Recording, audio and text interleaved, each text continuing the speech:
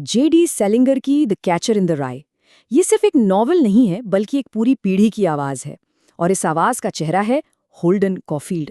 तो आज हम इसी उलझे हुए दुनिया से खफा लेकिन एक ऐसे किरदार की दुनिया में उतरेंगे जो आज भी इतने सालों बाद भी लोगों को कहीं ना कहीं अपना सा लगता है। होल्डन की कहानी को समझने का सबसे अच्छा तरीका है उसे उसी की जुबानी सुनना। उसकी आवाज थोड़ी अलग है, रूखी, शिकायत करने वाली, लेकिन एकदम सच्ची, कोई फिल्टर नहीं। और बस यहीं से उसकी ये पर्सनल अनफिल्टर्ड कहानी शुरू होती है। तो ये सब शुरू कहाँ से होता है? ये शुरू होता है पेंसी प्रेप नाम के एक बोर्डिंग स्कूल से। होल्डन को वहां से निकाला जा रहा है और उसके आखिरी कुछ घंटे हमें ये दिखाते हैं कि वो इस दुनिया के दिखावे, इसके झूठे आदर्शों से कितना ज्यादा परेशान हो चुका है। यहीं से उसका असली विद्रोह शुरू होता है। होल्डन की सबसे बड़ी प्रॉब्लम है फोनीनेस, मतलब बनावटीपन। और ये सिर्फ झूठ बोलना नहीं है, नहीं, ये वो हर चीज़ है जो दिखावे के लिए है, जो अंदर से खोखली है। और ये बात उसके स्कूल के मोटो पर उसकी सोच से साफ हो जाती है। उसके लिए ये सब एक बड़ा मजाक है और कुछ नहीं। तो पेंसी छोड़ने से ठीक पहले होल्डन की हर मुलाकात उसके अकेलेपन को और बढ़ा देती है। टीचर की सलाह उसे और चढ़ाती है, पड़ोसी की आदतें उसे परेशान करती हैं। लेकिन बात तब बिगड़ जाती है जब उसका रूममेट स्ट्रैडलाटर उसकी बचपन की दोस्त जेन के साथ डेट पर जाता है। बस होल्डन का गुस्सा फूट पड़ता है और वो सब कुछ छोड़कर वहां से भाग जाता है।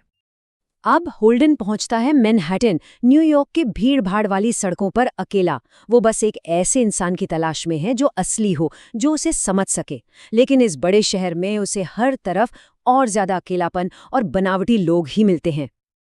और इसी भटकने के दौरान वो एक कैब ड्राइवर से ये सवाल पूछता है। सुनने में ये एक बच्चे का सवाल लगता है ना, लेकिन ये बहुत गहरा है। एक तरफ ये उसकी मासूमियत दिखाता है और दूसरी तरफ ये उसकी अपनी हालत के बारे में है। जैसे उन बत्तखों के पास जाने के लिए कोई जगह नहीं, होल्डन को भी लगता है कि इस दुनिया में उसके लिए कोई जगह नहीं है। अगले 48 घंटे तो बस एक तेज रफ्तार सफर है।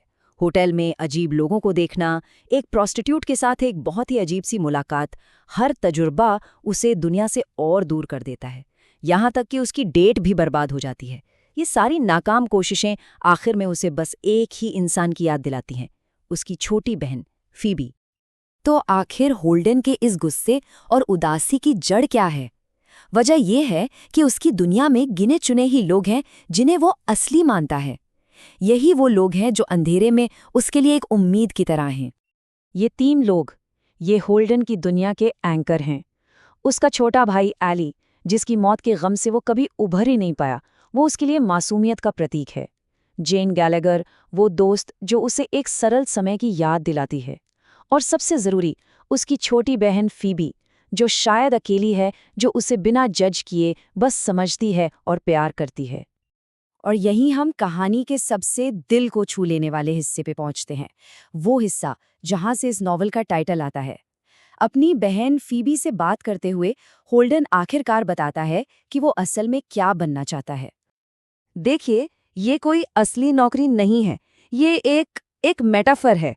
होल्डन खुद को एक रक्षक के तौर पर देखता है, एक ऐसा रक्षक जो बच्चों को बड़ा होने की कड़वी सच्चाइयों से, इस बनावटी दुनिया से बचाना चाहता है।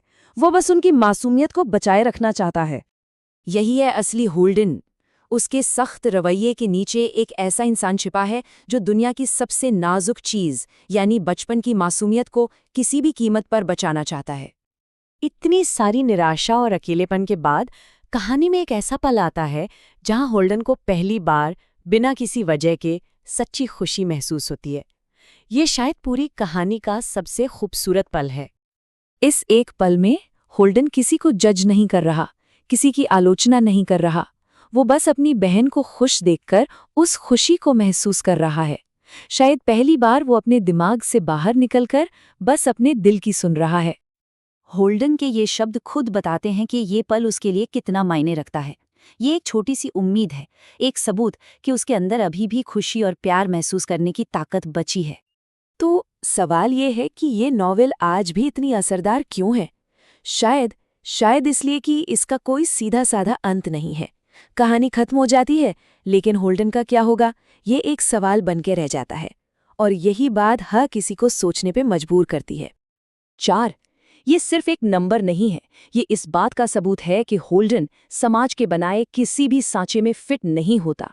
हर सिस्टम, हर स्कूल उसे बनावटी लगता है और वो उन नियमों को मानने से साफ इनकार कर देता है, चाहे उसे इसकी कोई भी कीमत क्यों ना चुकानी पड़े।